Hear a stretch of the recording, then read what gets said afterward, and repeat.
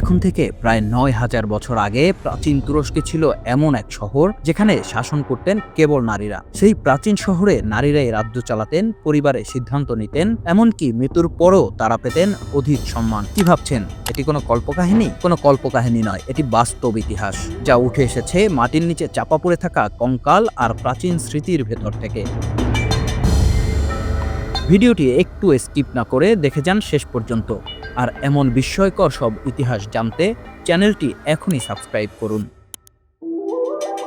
এই চ্যানেলের প্রতিটি ভিডিওতে লুকিয়ে আছে পৃথিবীর নানা অজানা চমক। আজ আমরা আপনাদের নিয়ে যাচ্ছি প্রাচীন তুরস্কের দক্ষিণ আনাতোলিয়ার এক শহর কাতালহয়ুকে, যেটি ৯,০০০ বছর আগে গড়ে উঠেছিল নব্যপ্রস্তর যুগে।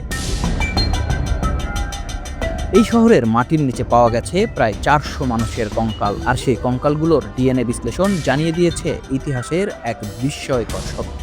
বিজ্ঞানীরা জানিয়েছেন এটি ছিল একটি নারী নিয়ন্ত্রিত সমাজ, অর্থাৎ মাতৃতান্ত্রিক সভ্যতা। গবেষণায় দেখা যায় এখানে মায়ের রক্ত সম্পর্কের মানুষদের একসঙ্গে কবর দেয়া হতো। পুরুষরা আসতেন বিয়ের মাধ্যমে নারীদের ঘরে, কিন্তু শেকড় থাকত নারীর পরিবারে। পরিবারের কেন্দ্রে ছিলেন মা, সম্পদের মালিক ছিলেন নারী, এবং পুরুষ ছিলেন অতিথির মতো।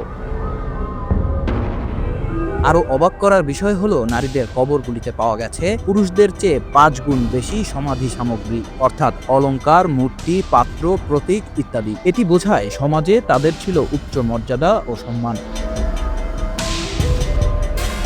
এছাড়া মাটির নিচে আবিষ্কৃত ওই শহর জুড়ে পাওয়া গেছে বহু নারী মূর্তি, মোটা গড়নের, পূজ্য অবস্থানে থাকা, গর্ভবতী অবয়বের। গবেষকরা বলছেন এগুলো মাদার গডেস সংস্কৃতির নিদর্শন, যেখানে নারীদের শুধু নেত্রী বা মাতা নয়, বরং এক ধরনের আধ্যাত্মিক শক্তি হিসেবেও বিবেচনা করা হতো।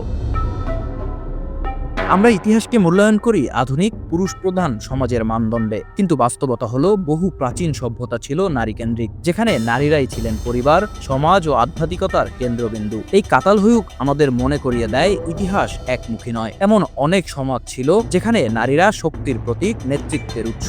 হয়তো এই স্মৃতি প্রমাণ করে নারীকে উপেক্ষা করা মানেই ইতিহাসের ভুল পথে হাঁটা।